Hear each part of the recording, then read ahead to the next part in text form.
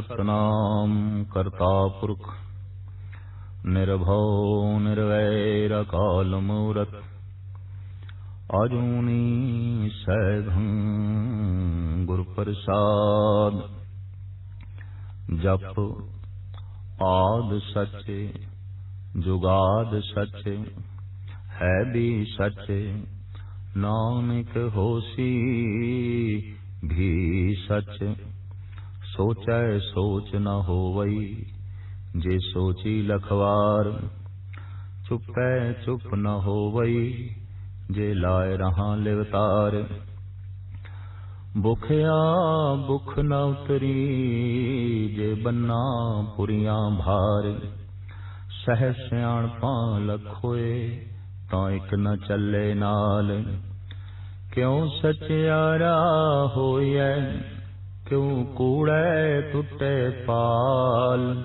हुक्म रजाई चलना नानक लिखिया नाल। आद श्री गुरु नानक देव जी महाराज दी आद बाणी दा नाम जप है। गुरु नानक देव जी महाराज दी सारी विचारधारा जप दे आले दुआले परिक्रमा करदी है। ईश्वर प्राप्ति दा मुख साधन गुरु बाबे ने जप ही दसिया।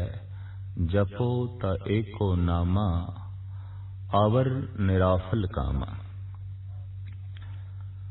गुरु ग्रंथ साहब जी महाराज दी प्रथम बाणी जप है। जप दे उपर मंगलाचरण है। ये मंगलाचरण गुरु ग्रंथ साहब जी महाराज दा भी मंगलाचरण है और जपजी साहब दा भी मंगलाचरण है। आद काल तो भारत दे ऋषि मुनि जद भी कोई धार्मिक ग्रंथ लिखते सन तो मंगलाचरण लाजमी करते सन। मंगल गायन करना धार्मिक लिखारियां दी दुनिया दे एक मूल परंपरा बन गई। अक्सर मंगल सुरस्ती ते गणेश दा ही कीता जांदा सी। ऐसा ख्याल सी कि सिद्धि दाता गणेश है, बुद्धि दाता सरस्वती है। मनुख दी मूल मंगा भी ये दो ने, सिद्ध और बुद्ध। सिद्धि दे जगत दे सारे पदार्थ आ जांदे ने, बुद्ध दे ब्रह्मंड दा सारा ज्ञान आ जांदा है। पदार्थ दी भुख शरीर दी है, ज्ञान दी भुख मन दी है, ज़मीर दी है। ये चीज क्यों है, कित्थों है, इदा आद की है, इदा मध की है, इदा अंत की है। हर वस्तु नू जानन दी ये तीबर भुख मनुख दे अंदर मौजूद है। ये बौद्धक भुख है। मनुख सब कुछ प्राप्त ही नहीं करना चाहता बल्कि सब कुछ जानना भी चाहता है। जदों किसी वस्तु नू किसी हस्ती नू पूर्ण रूप दे जानना चाहता है ते जब जानकारी उसनू मिलदी नहीं तो इस तरह बेचैन हो जाता है जैसे भुखे नू रोटी ना मिले। और उस वक्त ही उसनू तृप्ति मिलती है जब उसनू पूर्ण तौर से जानकारी मिल जाए, उहदे सवालों का जवाब मिल जाए।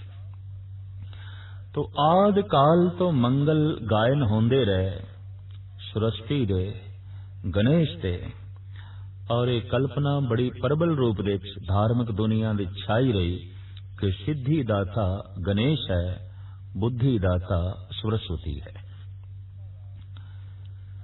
सिलसिलावार धार्मिक रहबरी पुरुषां दी श्रृंखला दे साहिब श्री गुरु नानक देव जी महाराज दा आगमन होया। आपने उस परंपरा तो वख होके जो मंगल गायन कीता है वो करते दा कृत दा नहीं। और साहिबां दी ये धारणा कि सिद्ध और बुद्ध परमात्मा तो बिना होर किसी तो भी प्राप्त नहीं हो सकती। अगर सिद्ध ते बुद्ध एक ईश्वर तो बिना भी किसी होर तो प्राप्त हो सकती है, तो ईश्वर की पूजा की कोई लोड़ ही नहीं रह जाती, उसकी प्रस्तिश की कोई लोड़ ही नहीं रह जाती, क्योंकि मनुख की मूल मंगा ही यही दो ने, सिद्ध और बुद्ध।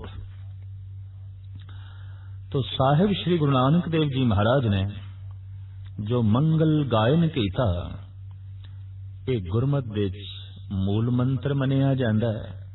गुरु ग्रंथ साहब जी महाराज का मंगलाचरण और जपजी साहब का मंगलाचरण, ये मंगल एक तो शुरू होता है। एक सिद्धि एक तो मिलती है, बुद्ध एक तो मिलती है, उत्पत्ति एक तो है, पालना एक तो है, नाश एक तो है। जगत दी मूल सता एक है और सारी अनेकता उस एक दे आसरे ते खड़ी है, सारी अनेकता उस एक दे चों पैदा होंदी है। साहिब श्री गुरु नानक देव जी महाराज जद विस्माद मंडल विच गए ने, जद एक रूप होए ने, तां आप दी रचना तो वाक भी एक निकले। एक ओंकार, वो एक है और वो ओंकार है। भाव उस तो ही उत्पत्ति हो रही है, पालना हो रही है, नाश हो रहा है। ओंकार तीन शब्दों का जोड़ है, अकार उकार मकार, उत्पत्ति करने वाला, पालना करने वाला, नाश करने वाला, ये सारी क्रिया एक तो हो रही है। वो जो एक ओंकार है, साहिब कहने वो सत्य है, सदैवी है, हमेशा है। और वो जो सत्य स्वरूप है वो हस्ती वाला है, उसका नाम है। जैसे असी कह देने फलाने का नाम बहुत वड्डा हो गया, फलाने का नाम आसमान ते चढ़ गया, मतलब है उसकी हस्ती बहुत हो गई है, उसकी समर्था वध गई है, उसकी ताकत वध गई है।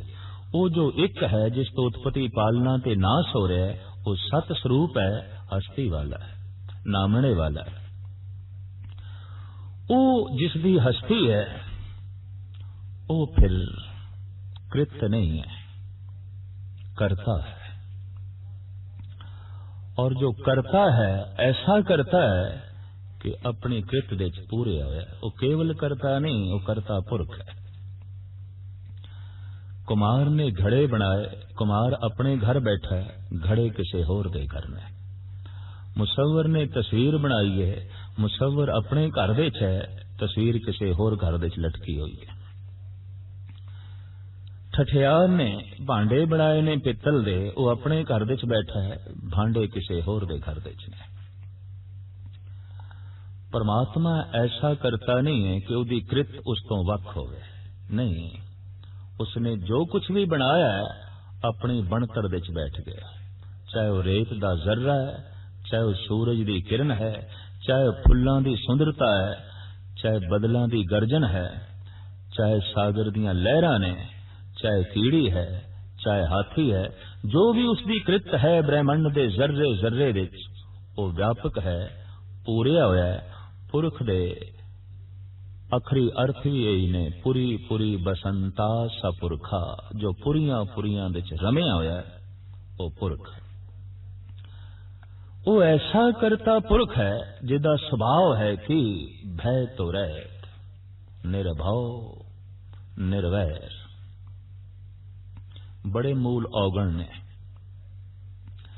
किसी दा वैर हिरदे च रखना, किसी दा भय हिरदे च रखना। इस तरह दे मनुख नूं नरक दे च जाण दी लोड़ नहीं, जो भय दे च जी रहा है, वैर दे च जी रहा है।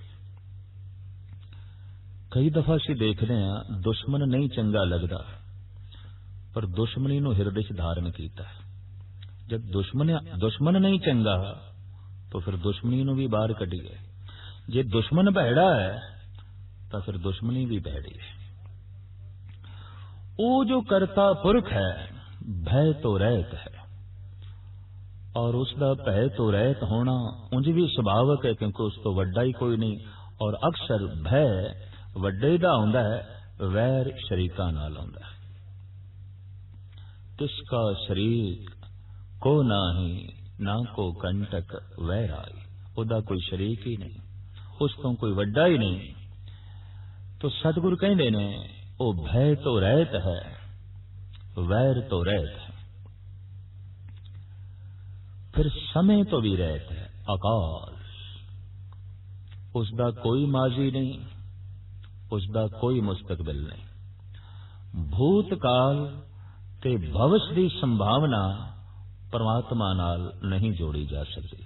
असी ऐसा नहीं कह सकते परमात्मा होया सी, वो भूतकाल की घटना नहीं है। परमात्मा होवेगा, वो मुस्तकबिल की संभावना नहीं है, वो भविष्य की संभावना नहीं है, वो भूतकाल की घटना नहीं। ਉਹਦੇ ਨਾਲ ਅਸੀਂ जोड़ सकते हैं तो केवल वर्तमान परमात्मा है सो है।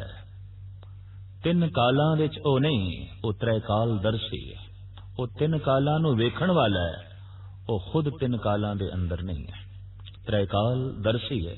इस वास्ते सतगुरु ने कह दिता है अकाल, समय तो परे, जो समय दे विच नहीं है, समय नूं देखण वाला है, जिस तो समा पैदा होंदा है, जो समय दे विच नहीं है। और उंज भी परम आनंद दी दुनिया दे समा कोई मैने ही नहीं रखता।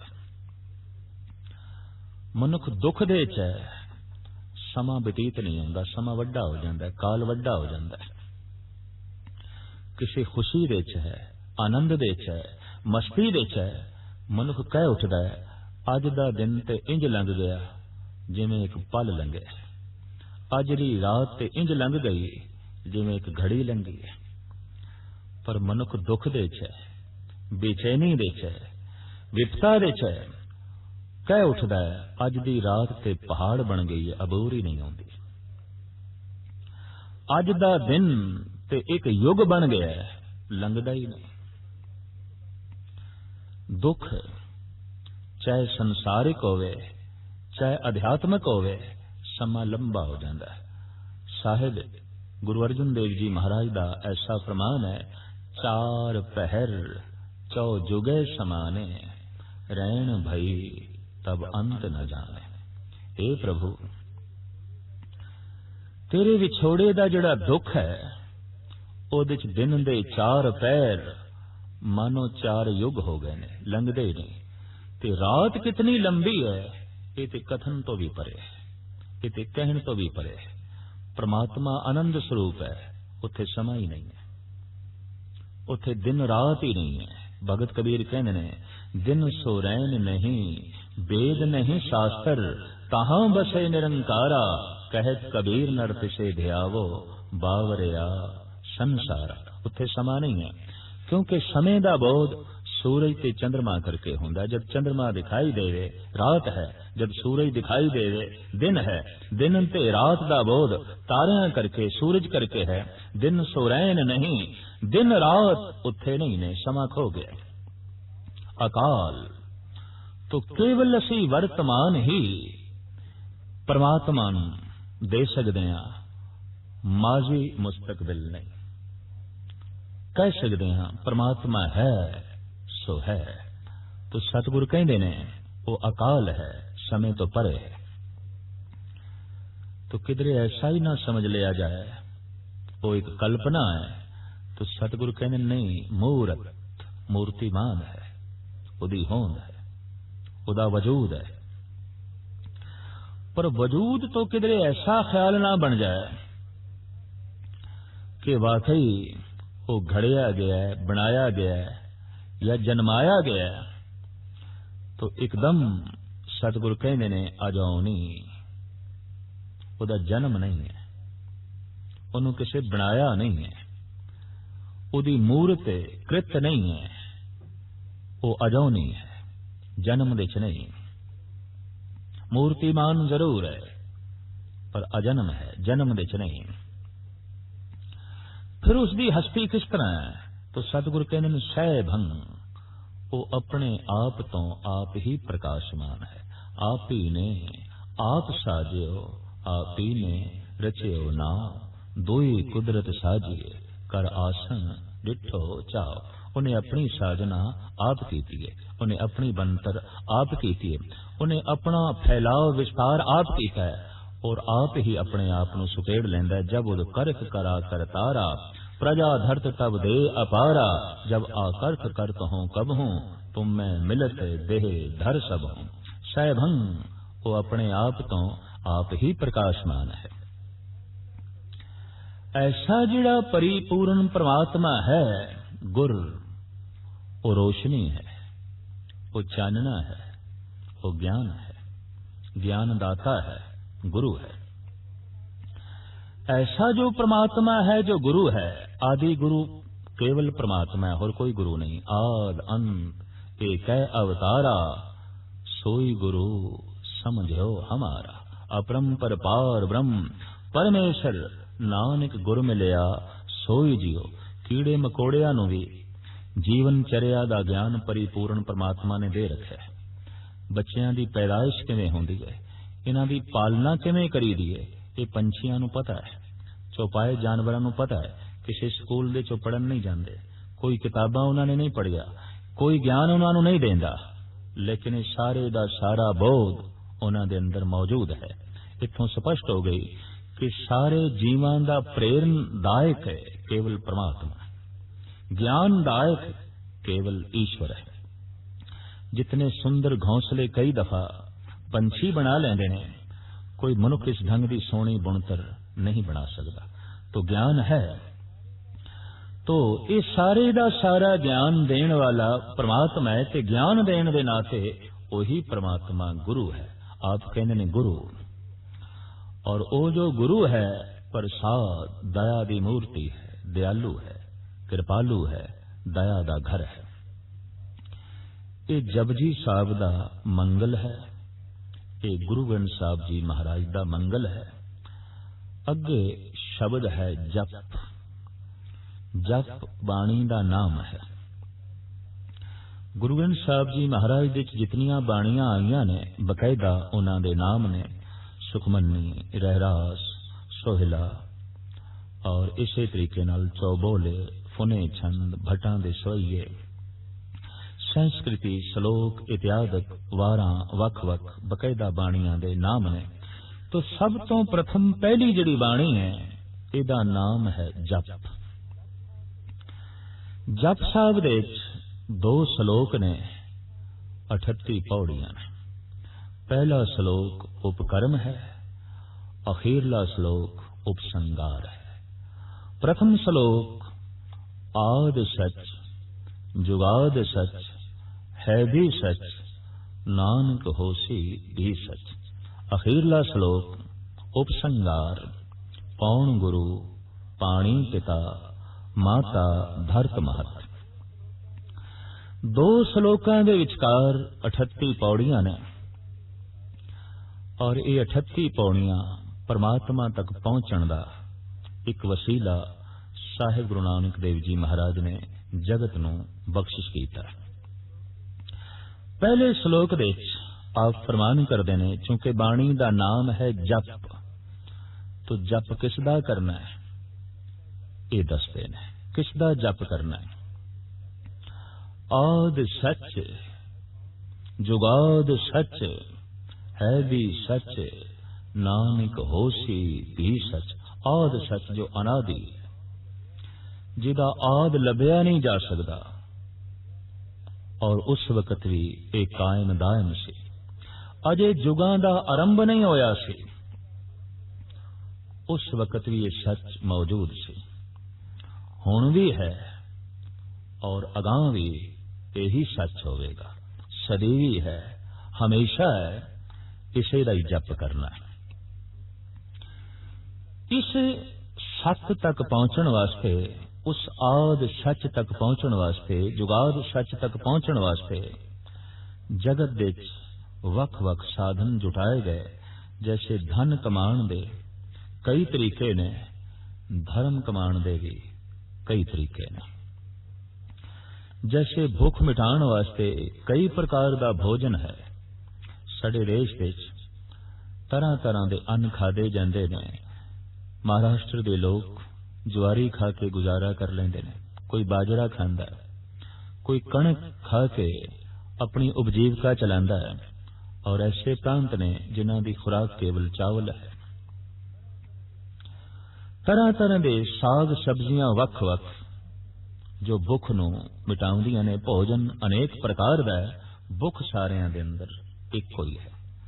भजन दा ढंग वख वख हो सकता है, भजन दे तरीके वख वख हो सकते हैं, धर्म की धारणा वख वख हो सकती है, पर सारियां दे अंदर प्रभु मिलन की जो प्यास है वो एक है, जो परमात्मा दे मिलन की तड़प है वो एक है। लेकिन ऐसा भी हो सकता है कि कई दफा पौष्टिक ते पवित्र भोजन ना मिले तो मजबूरी च मनुख अपवित्र ते गलत भोजन भी कर लेंदा है या अज्ञानवश होके कर लेंदा है। स्वच्छ पानी पीण नूं ना मिले और बंदा बहुत त्रिखावंत होवे तो मजबूरन ये गंदला जल भी पी लैंदा है। इसी तरीके दे नाल जो कुछ साधन जगत विच प्रचलित सन ते जिहड़े साधन परमात्मा तक पहुंचाण विच असमर्थ सन, जगत गुरु बाबे ने उन्हां दी चर्चा की और इस प्रथम पौड़ी विच यह भी दस्सिया कि परमात्मा तक पहुंचण तक सब तो वड्डी रस्ते विच बाधा की है, वो इसी पौड़ी विच दस्सिया कि क्यों सचियारा होइए, क्यों कूड़े टुटे पाल। परमात्मा की है सच, बाधा की है कूड़। परमात्मा की है सत्य और ईश्वर तक पहुंचण वास्ते रस्ते विच बाधा की है झूठ, असत्य। सिर्फ मनुख ने असत्य की दीवार तोड़नी है, सत्य तक अपने आप पहुंच जाएगा। सिर्फ मनुख ने कूड़ नूं छड्डना है, सच की प्राप्ति अपने आप हो जाएगी। सिर्फ मनुख ने अपने हत्थां चों कंकर ते कौड़ियां नूं सुटना है, हीरे रतन अपने आप प्राप्त हो जाणगे। छोड़न दी हिम्मत चाहिए। तो ये असत, ये कूड़ एक दीवार है। इस दीवार नूं तोड़न दे जो जो उपराले कीते गए जगत गुरु बाबा उन्हां दा जिक्र करते ने, क्योंकि मन नूं जिहड़ी मैल चढ़ी है वो कूड़ दी है, रस्ते दी जिहड़ी दीवार है ये कूड़ दी है। तो एक तरीका ये अपनाया गया साडे देश विच कि तीर्थां दा इशनान करिए और इशनान करदियां झूठ दी कंध ढह जाएगी। इशनान करदियां कूड़ दी मैल उतर जाएगी, सच दी प्राप्ति हो जाएगी। साहिब श्री गुरु नानक देव जी महाराज कल युग दे महान रहबरी पुरुष इस साधन नाल सहमत नहीं। आप दा फरमान है कि सोचे सोच न होवई, जे सोची लख वार। सोच शब्द संस्कृत दा है, इहदे अर्थ ने पवित्रता, इशनान। सोच करे दिन सर रात, मन की मैल न तन ते जात। सोच करन दे नाल, इशनान करन दे नाल मन सुच्चा नहीं होता। इशनान करन दे नाल कूड़ दी मैल उतरदी नहीं, बल्कि भगत कबीर ते इत्थे तक कहंदे ने, जल के मंजन जेगत होवे, नित नित मेंढक नावे, तैसे मेंढक तैसे ओनर, फिर जोनी आवे। आप होर एक वाक विच फरमान कर देन, कबीर गंगा तीर जो घर करे, पीवे निर्मल नीर, बिन हर भजन न मुक्त होए, इनकै रहने कबीर। आप दे बीचक नामक ग्रंथ विच एक बड़ा सुंदर छंद है। आप कहंदे ने, गंग नहाए जो नर तरहें, मेंढक क्यों न तरहें, जिनके गंगा में घर है। शंख बजाए जो नर तरहें, गधे क्यों न तरहें, जिनके शंख जैसे सुर हैं। जट बढ़ाए जो नर तरहें, मोर क्यों न तरहें, जिनके लंबे लंबे पर हैं। कहत कबीर सुनो रे संतो, वही नर तरहें, जिनके हृदय में हर है। इस तरह के महापुरुष परंपरावादी नहीं होंदे, सतवादी होंदे ने। सतवादियां दा ते परंपरावादियां दा हमेशा घोल रहा। सतवादी भी दो तरह के रहे ने। सच जान लिया, कहना नहीं। भाई क्यों नहीं कहना? क्योंकि कहांगे तो जगत विरोधता विच खड़ा होगा, आखांगे संसार सहमत नहीं होगा। दूसरे सतवादी वो ने सच जाने है, सच कहना भी है, ताकि जगत की झोली च पै सके। सोचै सोच न होवई, जे सोची लख वार। इस तरह का इशनान एक दफा नहीं, जे लखां दफा भी कीता जाए तां भी पवित्रता नसीब नहीं होगी, तां भी कूड़ दी पाल नहीं टुटेगी। और अक्सर ते ऐसा देखा गया है कि दुनिया के बहुत वड्डे वड्डे ठग तीर्थां दे कंडे ही मिलते हैं। बनारस साडे देश का मुख तीर्थ, सब तो वड्डा तीर्थ, लेकिन हैरानगी की गल इस देश दे ठग भी बनारस दे ही मशहूर ने। कबीर जैसे संत नूं भी कहना पिया कि हर के संत न आखिए, बनारस के ठग। तो इशनान करने दे नाल चाहे वो कैसी भी नदी क्यों ना होवे, ये ठीक है कि कुछ पानी इस ढंग नाल पवित्र हो सकता है कि वह शरीर वास्ते मुफीद होवे, शरीर दे अनेकां रोगां नूं कट्टण दे समर्थ होवे। पानी इस तरह ते वो देवता भी है, प्रभु की दिती हुई शक्ति है। लेकिन ये समझ लिया जाए कि जल दे इशनान करन नाल ही प्रभु की प्राप्ति है। तो साहिब गुरु नानक देव जी महाराज इस नाल सहमत ने। इस वास्ते गुरमत ने जिथे जिथे तीर्थ बनाए, जल दे नाल नाल, पानी दे नाल नाल बाणी दा प्रकाश रखिया। जोर दिता इस गल ते कि तू केवल पानी दा इशनान ही नहीं करना, बाणी दा इशनान करना है। और पानी भी वही पवित्र है जिसदा बाणी नाल संबंध होवे, जप नाल संबंध होवे, तप नाल संबंध होवे, भजन नाल संबंध होवे। उस तरह दे पानी दा इशनान वक्ती तौर ते कुछ सुख शांति ते दे सकदा है। किहड़े पानी?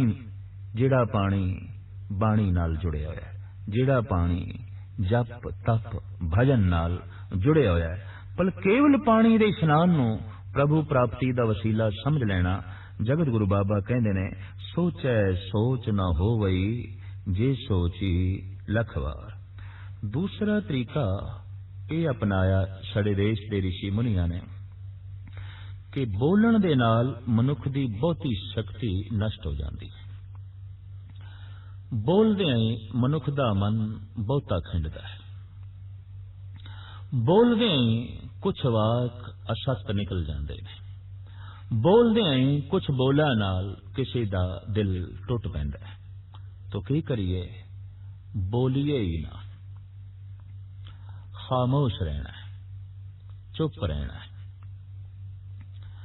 दरअसल इंदिरा हर प्रभु दी दिती हुई महान देन है, उसकी दिती हुई एक महान कला है और उसकी दिती हुई एक महान शक्ति है। चाहिदा ते यह है इसका सही उपयोग करिए। जैसे जीवन उसने सानू बड़ा कीमती दिता है तो आख दिता जाए मैं इस जीवन की वरतों ही नहीं करनी, जीवन चाहिए नहीं, ये श्वास मैनू चाहिए नहीं, फिर ते मौत है। रसना का गलत इस्तेमाल नहीं करना, सही इस्तेमाल करना है। अखां का गलत इस्तेमाल नहीं करना, सही करना है। कन्ना की गलत वरतों नहीं करनी, सही करनी है। लेकिन कुछ ऐसे भगोड़े सन जिन्होंने अपनी जबान देते भरोसा नहीं सी, उन्होंने धारणा यह बना ली चुप ही रहना है, क्योंकि बोलण नाल शक्ति नष्ट होती है, बोलण नाल गलत बोलिया जाता है और बोलण की बहुती जी किधरे वादी पै जाए तो फिर खामोश करना भी बड़ा औखा हो जाता है। ये तो ठीक है कि बहुत बोलण दे नाल मन खिंडदा है, गलत बोलण दे नाल मन खिंडदा है, लेकिन इसदा ये मतलब भी नहीं कि ना बोलण नाल कोई मन जुड़ जाता है, पवित्र हो जाता है। बोलिए ही ना ते कूड़ दी जिहड़ी कंध है ये टुट जाती है, ऐसा नहीं है। ये तो ठीक है कि जैसे शेख सादी साहब का कथन है कि जवै मुश्क बेतरज यक तौदा गिल कम आवाज हरगिज न बीनी खजल। वो कहता है घट बोलण वाला ते सोच के बोलण वाला कदी खज्जल ख्वार नहीं होंदा, कदी दुखी नहीं होंदा। जवै मुश्क बेतरज यक तौदा गिल, बहुत कीमती वाक आप कहते ने, ऐ बंदे तू मूंह दे चों पूरे दा पूरा मिट्टी दा तोदा कढे, मिट्टी दा ढेर कढे, उस नालों बेहतर है कि जौ दे दाने जितनी एक निक्की जी गल आख पर होवे मुश्क कपूर वर्गी, ओदे च महक होवे, ओदे सुगंधी होवे। फिर एक थां ते आप ऐसा भी कहते ने कि मैं देखा एक बंदा सुजाखा है ते चल रहा है ते मैं हुण उसनूं रस्ता दिखावां, ऐसा मेरा बोलना उथे अजाई होवेगा, व्यर्थ होवेगा। वगर बीनम के ना बीनाओ चा अस्त, अगर खामोश बसन नशीनम गुनाह अस्त। जे मैं देखा कि एक नाबीन बंदा है, अंधा बंदा है, और ओदे अगों चाह है, खूह है, अगर खामोश ब नशीनम गुनाह, जे मैं उत्थे भी चुप रह गया, ये गुनाह होवेगा, ये महापाप होवेगा। पर मैं ये देखा एक सुजाखा भी है, ओनू खूह भी दिखाई दे रहा है, ते फिर मैं ढंडोरा पिटी जावा बई खूह है, खूह है, ये मेरा बोलना अजाई होवेगा, ये मेरा बोलना व्यर्थ होवेगा। तो ये तो ठीक है, घट बोलना है, अजाई नहीं बोलना, व्यर्थ नहीं बोलना, पर इसका यह मतलब भी नहीं कि बिल्कुल ही नहीं बोलना। इस वास्ते सतगुरु कहते ने कि चुप है चुप ना हो वही, जे लाए रहा लिव तार। चुप रहन नाल भी मन चुप नहीं करता, मन बोलता ही रहता है। बोले नाई होए बैठा मौनी, अंतर कल्प भवाइये जोनी। अंदर ते कल्पना चल रही है। साहिब गुरु गोबिंद सिंह जी महाराज दा वाक, नावे दादर मौन सुबरिछें बानस बंदर बास बनारी। अगर मौन धारण करने नाल ही प्रभु की प्राप्ति होवे तो जितने वृक्ष ने, जितनी वनस्पति है जिहदे अंदर जीवन मौजूद है, लेकिन तमाम दे तमाम मौनी ने, खामोश ने। पत्थर भी मौनी ने, वनस्पति भी मौनी है, कुछ कीड़े मकोड़े भी मौनी ने। सबनों प्रभु मिलना चाहिए, सबनों परमात्मा मिलना चाहिए। नहीं, साहिब कहते ने चुप रहन दे नाल मन चुप नहीं करता, चुप रहन दे नाल झूठ दी कंध नहीं टुटदी। तीसरी विचारधारा जो साडे देश दे बहुत वड्डे पद्धर ते पनपी, इसनूं जन्म दिता वाम मार्गियां ने। इन्हां दी विचारधारा यह सी कि मन जो कुछ मंगदा है देओ, रज के देओ। जो खाण नूं मंगदा है, जो पीण नूं मंगदा है, जो वेखण नूं मंगदा है, जो सुनन नूं मंगदा है, जो स्पर्श करन नूं मंगदा है, जो सूंघण नूं मंगदा है, गरज के इंद्रियां दा जो रस मन मंगदा है, रज के देओ। इतना देओ कि मन रज जावे। ते जद मन रजेगा तां ही रब दी तरफ मुड़ेगा, जद मन रजेगा तां ही परमात्मा दी तरफ मुड़ेगा। वाम मार्गियां नूं जवाब दिता है जगत गुरु बाबे ने कि भुखया भुख ना उतरी, जे बन्ना पुरियां भार। एक लोक नहीं, एक पुरी नहीं, अनेकां पुरियां दे पदार्थ पंडा दी तरह बन के भी जे मनुख नूं दे दिते जान तां भी मन दी भुख नहीं मिटदी। मन ते कदी रजदा ही नहीं। संसार दे ऐसा है ही नहीं कुछ जिस तो मन नूं तृप्ति नसीब हो सके। जगत दे ऐसा कुछ भी नहीं जिहदे नाल मनुख तृप्त हो सके। ये ते मूल धारणा ही गलत है। तो वाम मार्गियां दे मंदिर दुराचार दे अड्डे बन गए। उत्थे इस्त्री ते पुरुष दे लिंग पूजे जान लगे, पग पूजे जान लगे, जिन्हां दे चिन्ह अज भी भारत दे मंदिरां दे मौजूद ने थां थां ते।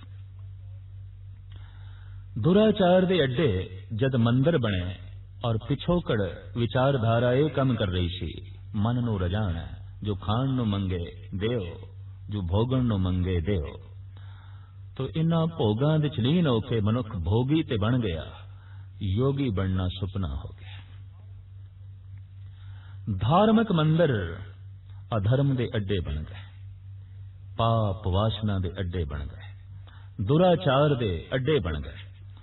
और अज भी जद इस तरह के अस्थान देखण नूं मिलदे ने और पुरानी विचारधारा पढ़न नूं मिलदी है, तो अफसोस नाल कहना पैंदा है कि कितना गलत सोचिया गया कि मन जद रजेगा ते फिर बंदगी करांगे। मन दा ये ज्ञान किसे कोल नहीं सी कि मन ते कदी रजदा ही नहीं। समुची पुरियां दे बन के पदार्थ भार दे दिते जान तां भी मन भुखे दा भुखा रहिंदा है। तो जगत गुरु बाबा कहंदे ने, भुखिया भुख ना उतरे जे बन्ना पुरियां भार। शायद कहंदे ने, रूपी भुख ना उतरे जान दे खां तां भुख। नानक सच्चे नाम बिन किसे न लथी भुख। हकीकत सचाई कि मनुख दे अंदर भुख धन दी है, प्यास रूप दी है। ना रूप दी प्यास मिटदी है, ना धन दी भुख मिटदी है। जिस तरह शरीर जिंदा है भोजन करके, पानी करके, केवल पानी दे दईए ते भोजन ना दईए गल नहीं बनेगी। केवल भोजन दे दईए पानी ना दईए तां भी शरीर दे तल ते व्याकुलता बनी रहेगी। एक प्यासा बंदा होवे, त्रिखावंत होवे, रोम रोम उसका त्रिहाया होवे ते 36 प्रकार दा भोजन उसके अगों रख दईए, बेमैनी है। उन्हें पानी चाहिए, ठंडा जल चाहिए। एक 4 दिन दा भुखा है, बाइबल है, रोटी नहीं मिली, तो इस तरह के बंदे दे अगों भरे हुए ठंडे पानी दे गिलास रख दईए, कोई मैंने नहीं रखते। प्यासे नूं पानी देना है, भुखे नूं अन्न देना है। तो शरीर की जो भुख है वो अन्न ते पानी दी है, वो भोजन ते जल दी है। मन की जो भुख है वो रूप ते धन दी है। प्यास रूप दी है, वेखना ही चाहता है, रजदा ही नहीं। और भुख धन दी है, प्राप्त करना ही चाहता है, होर प्राप्त करना चाहता है। सैस खठे लख को उठ धावे, तृप्त ना आवे माया पाछे पावे। तृप्ति नसीब नहीं होती। जिस तरह देखण दे चाया है कि तन की तृप्ति बहुत छेती हो सकती है। 2 रोटियां नाल नहीं हुई ते 4 रोटियां नाल भुख मिट गई। 1 गिलास पानी नाल प्यास नहीं मिटी तां 2 गिलास नाल मिट गई। ये जो धन की भुख है, ये रूप की जो प्यास है, ये असीम है, अज तक नहीं नापी जा सकी। जन्म तो लैके मरदे दम तक रूप की प्यास बनी रहती है, धन की भुख बनी रहती है। और मनुख मर जाता है इसे रूप की प्यास दे, इसे धन की भुख दे। तो साहब कहते ने, रूपी भुख ना उतरे जान दे खां तां भुख। तू सुंदरता नु वेख, रूप नु वेख, जितना वेखेगा उतनी प्यास बढ़ेगी। ये प्यास मिटनी नहीं। तू धन नु प्राप्त कर, जितना प्राप्त करेगा उतनी भुख बढ़ेगी, घटनी कोई नहीं। इस वास्ते साहिब कहने की धारणा ही गलत है कि जब मन रजेगा ते फिर प्रभु बंदगी करांगे, जब मन रजेगा फिर प्रभु की प्रस्तिश करांगे। साहिब कहने ये सोचना ही गलत है। भुखया भुख न उतरी जे बन्ना पुरियां भार। अनेका पुरियां दे पदार्थ, पंडा दियां पंडा, ढेरां दे ढेर जे दे दईए तां भी भुखे मन दी भुख नहीं उतरती। मन भुखे दा भुखा रहिंदा है। कुछ अजीम लोगों ने एक होर साधना नूं जन्म दिता भी इहदे नाल कूड़ दी मैल उतर सकती है, इहदे नाल झूठ दी कंध टुट सकती है, सच दी प्राप्ति हो सकती है। वो की सी भी मनुख विद्वान बने, आलम बने, दार्शनिक बने, विचारक बने। जैसे जैसे ज्ञान संग्रह करेगा, जैसे जैसे ये अजीम विचारक बनेगा, दार्शनिक बनेगा, फिलोसफर बनेगा, पढ़ा लिखा होगा, आलम बनेगा, वैसे वैसे कूड़ दी कंध टुटेगी, वैसे वैसे मन दे तो झूठ दी मैल उतरेगी। देखण विच आया कि यह साधना भी कोई सफल नहीं हुई ते जगत गुरु बाबा इस नाल सहमत भी नहीं हुए, क्योंकि जानना कुछ होर गल है, पावना कुछ होर गल है। जानन नाल ते इतना ही मनुख नूं पता चलदा है कि मैं कुछ भी नहीं जानिया। जैसे कि उस्ताद ज़ौक कहते ने, हम जानते थे कि इल्म से कुछ जानेंगे, पर जाना तो ये जाना कि न जाना कुछ भी, मैं कुछ भी नहीं जाने। एथेन दा प्रसिद्ध संत सुकरात अपनी एक लिखत विच कहंदा है कि जद मैं बच्चा सी तो बच्चियां विच बैठ के मैं दावा करदा सी मैं सब कुछ जानदा, सब कुछ जानदा।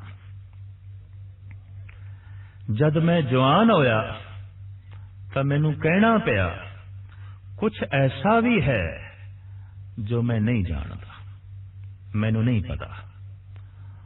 और कहंदा अज मैं बुढ़ा होके दावे नाल कहना कि मैं कुछ भी नहीं जानता, मैनू कोई बोध नहीं, मैनू कख भी नहीं पता। बुजुर्गी मनुख दी इत्थों शुरू होंदी है। और हकीकत है कि जिथे संसार दा सारा इलम खत्म होंदा है, रब दी दुनिया उत्थों शुरू होंदी है, परमात्मा दी दुनिया उत्थों शुरू होंदी है। और ऐसा देखण दे च आया कि इस 20वीं सदी विच इलम जितना विकसित होया है, ज्ञान दे जितने साधन अज जुटाए ने मनुख ने, ये पहले नहीं सन। अज जितने स्कूल ने, अज जितने कॉलेज ने, अज जितनियां वड्डियां वड्डियां यूनिवर्सिटियां जमीन दे उत्ते बणियां होईयां ने, अज जितने विद्या प्राप्ति दे साधन मौजूद ने, पहले नहीं सन। लेकिन यह भी हकीकत है कि अज दा मनुख जितना मूड है, पहले नहीं सी। इंज कहिए कि 100-200 साल पीछे चले जाइए तो अनपढ़ सियाणियां दी तादाद बहुत ज्यादा सी। अजोके समय विच पढ़े लिखे मूर्खां दी तादाद बहुत ज्यादा है, बहुत ज्यादा है। ते मूड़ किसनू कहंदे ने? जगत गुरु बाबा कहंदे ने, पढ़िया मूर्ख आखिए जित लब लोभ अहंकार। जिस पढ़ाई नाल अहंकार वध गया, लोभ वध गया, तृष्णा वध गई, झूठ वध गया, वो पढ़ाई पढ़ाई ते नहीं। वो पढ़ाई ऐसी है कि किसी ने दीवा जलाया है और दीवे नाल ही अपना घर साड़िया, दीवे नाल ही अपने घर नू अग लाई है। जाने ते जानकारी नाल ही अहंकार वध गया, जाने जानकारी नाल ही लोभ वध गया। और अज समुची दुनिया विच बड़े बड़े वड्डे दुराचार दे अड्डे जानकार लोग चला रहे हैं, पढ़े लिखे लोग चला रहे हैं।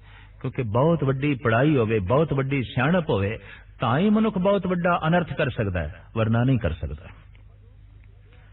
तो अजोकी विद्या ने मनुख नूं हंकारी बना दिता है, लोभी बना दिता है, दुराचारी बना दिता है। इस वास्ते साहिब कहते हैं, पढ़िया मूर्ख आखिए जित लब लोभ अहंकार। तो जानना कुछ होर है, पावना कुछ होर है। एक भुल हो गई साडे देश दे अजीम चिंतकां कोलों, जिन्हां ने कह दिता जानना ही, इलम दी प्राप्ति ही, ज्ञान दी प्राप्ति ही परमात्मा दी प्राप्ति है। होया कि 4 वेद कंठ हो गए, लेकिन रावण जैसे मूर्ख पैदा हो गए, शास्त्र कंठ हो गए, उपनिषद कंठ हो गए। हंकार दी पंड सिर ते चुक के लोकी इधर उधर घुमन लग पे। शेख सादी ने उत्थे ही कहना पिया कि अगर मनुख पढ़िया ते उन्हों अमल दे च नहीं लियाया तां ओ बंदा उस मेरे खोते दी तरह जो मेरियां सारियां किताबां चुक के मेरे नाल चलदा है। इलम चंदा के देश तरफानी गर अमल रस तो नेस्त, नादानी ना मुहक्कक बवद, ना दानशमंद, चार पाए बरोए किताबे चंद। एक बैल दे उत्ते, एक खोते दे उत्ते जे ग्रंथां दा अंबार लद दईए वो कोई पंडित हो जाता है। फर्क सिर्फ इतना है कि ये ग्रंथां दा भार खोते दे तन ते लदे है, मनुख अपने दिमाग ते लद लैंदा है। तो दिमाग ते लदन नाल की हुंदा है, सिर दे उत्ते लदन दे नाल की हुंदा है। तो बहुत सारे इत्थे आलमा ने इलम दा भार अपने सिर दे उत्ते चुक ले। कौन दसे कि जानना होर है, पावना होर है। इलम रस्ते दा दीव है, चाहिए वेख ले। लेकिन ऐसा देखने दे चाया है कि मनुख ने किधरों दीवा जुटाया है, किधरों तेल इकट्ठा किया है, किधरों कपास लिया के उसकी वट बनाई है, किधरों उन्हें अग ढूंढी है, दीवा रोशन किया है और जैसे रोशन किया अपनी अखां ही बंद कर लिया। 10-15 साल ज्ञान प्राप्ति दे चला दिते कि जद ज्ञान प्राप्त होया उन्होंने जिंदगी दे कदी वरतिया ही नहीं, उहदी वरतों कदी जीवन दे कीती नहीं। दीवा जलाण दे समा बर्बाद किया अगर मनुख ने अपनी अखां बंद कर लिया। इलम ओ बर्बाद चला गया, सिखी हुई ओ सारी विद्या व्यर्थ चली गई अगर जीवन दे परोपकार दा जन्म नहीं होया। साहिब गुरु नानक देव जी महाराज दे वाक, विद्या विचारी तां परोपकारी। विद्या दी विचार उसने तां ही कीती है जे उसदे अंदरों परोपकार दा जन्म होया होवे, उसदे अंदरों नेकियां दा जन्म होया होवे, उसदे अंदरों कोमलता दा जन्म होया होवे। विद्या प्राप्त करके कठोर हो गया, विद्या प्राप्त करके मुजरम हो गया, तरह तरह के जुर्म इस तो नाजल हो गए ने। तो नहीं, इते पढ़ा लिखा मूर्ख है, इते पढ़िया मूर्ख आखिए जित लब लोभ अहंकार।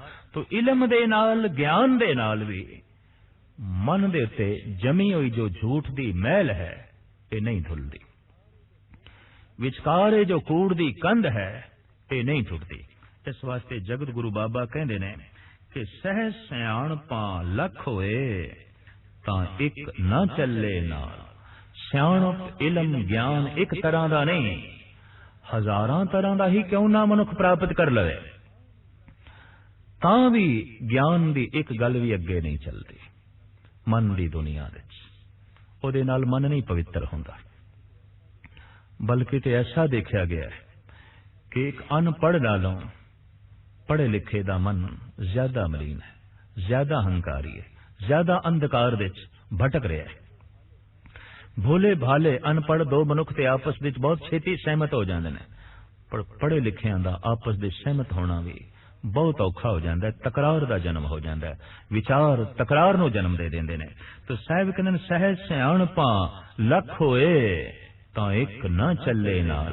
अगर सियाणप दे नाल ही परमात्मा की प्राप्ति हो जाए तो फिर परमात्मा छोटा है, सियाणप वड्डी है। अगर ज्ञान नाल ही ईश्वर की प्राप्ति हो जाए तो ईश्वर कुछ नहीं है, फिर इलम ही सब कुछ है। इस वास्ते साहिब कहंदे ने इलम प्राप्त करना तो बहुत अच्छी गल है, रस्ते दे दीवा जलाना बहुत अच्छी गल है, पर दीवा इस वास्ते जलाना है कि रस्ते ते चल सकीए, आराम नाल चल सकीए, प्रभु तक पहुंच सकीए। ज्ञान ते इस वास्ते प्राप्त करना है कि जीवन विच कुछ कोमलता का जन्म होवे, परोपकार का जन्म होवे, सदाचार का जन्म होवे ते मनुख चले भजन करदे होया प्रभु दे तल ते। अगर कोई इलम कोई ज्ञान प्रभु भजन विच बाधा है, भजन करन तो इनकारी कर देवे, वो विद्या नहीं अविद्या है। अजोकी विद्या ने मनुख नूं नास्तिक ते बनाया है, आस्तिक नहीं। अजोकी विद्या ने मनुख नूं हंकारी ते बनाया है, निर्माण नहीं। अजोकी विद्या ने मनुख नूं लोभी ते बनाया है, संतोखी नहीं। इस वास्ते ये विद्या कोई विद्या नहीं जो रस्ते दा पत्थर बन जाए, रस्ते दा रोड़ा बन जाए। विद्या ते ओ जो रस्ते दा चिराग बने, रस्ते दा दीवा बने, रस्ते दा फुल बने, जो रस्ते दा पत्थर बन गई है वो विद्या कोई विद्या नहीं। इस वास्ते सतगुर दी बाणी विच इस तरह के कुछ वाक आउंदे ने, पढ़िए गुणिए नाम सब सुनिए, अनुभव भाव न दरसे, लोहा कंचन रिंड होए कैसे, जो पारस न परसे। क्या पढ़िए क्या गुनिए, क्या वेद पुराना सुनिए, पढ़े सुने क्या होई, जो सहज न मिले सोई। हर का नाम न जपस गवारा, क्या सोचे बारंबार। किहो जिहियां दी निकम्मी सोचणियां दे तू पिया, ਕਿਹੋ ਜਿਹੀਆਂ ਦੀਆਂ ਨਿਕੰਮੀਆਂ ਵਿਚਾਰਾਂ ਦੇ ਤੂੰ ਪਿਆ ਕਿ ਹਰੀ ਦਾ ਨਾਮ ਜਪਣਾ ਹੀ ਤੂੰ ਭੁੱਲ ਗਿਆ। हर जस सुने ना हर गुण गावे, बातन ही असमान गिरावे। ऐसे लोकन स्यों क्या कहिए, जो प्रभ किए भगत ते बाहज, तिन ते सदा डराने रहिए। तो जगत गुरु बाबे ने ये जो जगत दे प्रचलित साधन सन, इन्हां नाल सहमति नहीं प्रगटाई। इशनान करन नाल मन नहीं पवित्र हुंदा, चुप रहण दे नाल मन नहीं चुप हुंदा। जगत दे सारे पदार्थां दी प्राप्ति भी हो जाए तां भी मन दी भुख नहीं उतरदी, ते जगत दा सारा इलम इकट्ठा कर लिया जाए तां भी अध्यात्मक सियाणप प्राप्त नहीं हुंदी। कूड़ दी मैल नहीं दुलदी, झूठ दी कंध नहीं टुटदी। तां फिर हुण सवाल पैदा हुंदा है, क्यों सचियारा होइए, क्यों कूड़े टुटे पाल। फिर किवें सचियार बणीए ते किवें झूठ दी कंध टुटे, ये प्रश्न है कि उपरोक्त साधना दे नाल ते गल बनदी नहीं। तो फिर की करिए, क्यों सचियारा होइए, क्यों कूड़े टुटे पाल। किवें सचियार बणीए, किवें सतवादी बणीए, किवें सत दे धारनी बणीए, किवें सत नूं अपने अंदरों जन्म दे सकीए, ते किस तरह झूठ दी कंध नूं तोड़न दे समर्थ हो सकीए, किवें कूड़ दी मैल नूं उतारीए। इस प्रश्न दा उत्तर जगत गुरु बाबा इस पंक्ति विच देंदे ने, हुक्म रजाई चलना नानक लिखिया नाल। हुक्म दी रजा विच चलना, हुक्म दी प्रसन्नता दे चलना, हुक्म नूं मन के राजी होना, भाणे नूं सिर मस्तक ते रख के चलना। बस इस दे नाल ही कूड़ दी कंध टुटदी है। ओ हुक्म की है? साहब कहंदे ने, नानक लिखिया नाल। ओ हुक्म तेरे नाल लिखिया होया है। तू ज्यादा खावेंगा रोगी होवेगा, ज्यादा बोलेगा मन खिंडेगा, शक्ति व्यर्थ जाएगी। गलत वेखेगा रोगी होवेगा, गलत सोचेगा मन करके रोगी होवेगा, गलत करेगा उसे वक्त ठोकरां खावेगा। ये हुक्म तेरे नाल लिखिया है। इस हुक्म नूं पढ़न दी कोशिश कर। सिमर गोबिंद मन तन धुर लिखिया, धुर दरगाहो तेरे मस्तक विच लिखिया होया है। गोबिंद दा सिमरन ये कर, क्योंकि गोबिंद दा सिमरन करदियां ही तैनूं मस्ती मिलेगी, और गोबिंद नूं भुलदियां ही तैनूं दुख ते रोग व्यापणगे। परमेश्वर ते भुलिया व्यापन सभे रोग। ये हुक्म तेरे नाल लिखिया होया है। ये हुक्म कितना क वड्डा है। इस हुक्म विच की कुछ हो रहा है, अगली पौड़ी विच सतगुरुदेव जी महाराज विस्तार सहित वर्णन करते हैं।